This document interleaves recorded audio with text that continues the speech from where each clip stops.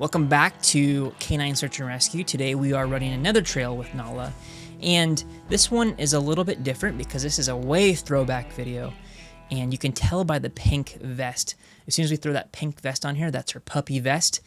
And the newer videos, what you'll see is that nice black Search and Rescue one has a logo and all the Search and Rescue canine stuff on that vest. But on this one, she's a puppy, so she gets the puppy vest.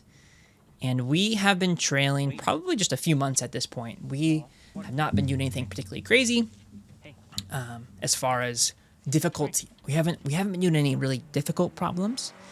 And this is one of our first trails in a more urban environment. And urban meaning there's sidewalks, there's all kinds of things that we're looking for. So we're gonna watch it and react. Okay, so we are getting her out and going to the starting point of the trail.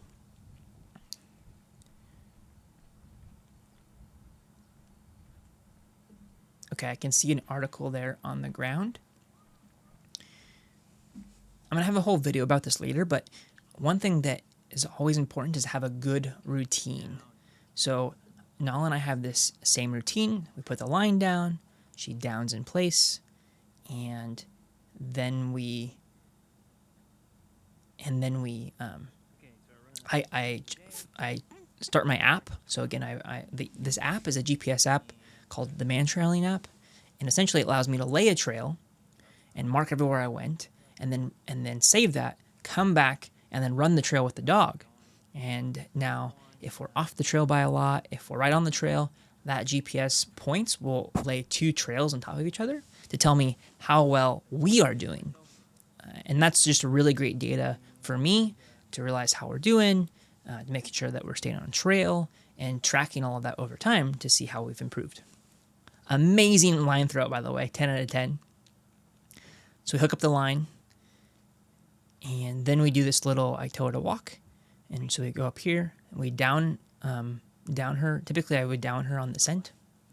There we go. Good. And the fun thing is we were just learning this routine. So she's doing really, really well for just a few days of learning this routine, because I know she's really wanting to get up right now. And she's just a little puppy, you can see. Oh, look at that. Bam, really gets after it and is really wanting to find that trail. Look at that motivation. She is really sniffing. Okay, so it looks like we got off a little bit there. So what I do is I bring her back. And back then, I was using these flags to indicate to me where the trail was, because I wanted to be sure that she was exactly on the trail. So here, early on, you can see she's doing a little bit of that biohazarding. And I should have gave her a little bit more of a correction right there to say, hey, we're not doing that. Unfortunately, I was kind of letting her smell a little bit too much. But again, this was a really early video when I had very little idea what I was doing. Much more experience today. This was probably maybe a year ago, actually, or even more than a year ago. Maybe like a year and a half ago. But she's got some good pull. Boom, she brings me to the article. We're still working on our alert here.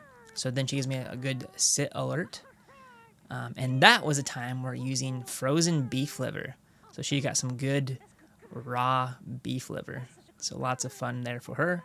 Lots of excitement, lots of enthusiasm. She found it. So that was a short, simple, sweet trail.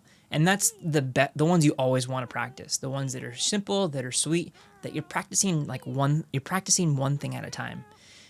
You'll often hear me say you always want to set your dog up for success. When you're training a big dog, little dog, small dog, it doesn't matter. You should always train for success so that you continue that motivational drive in your canine. We always use a lot of positive reinforcement.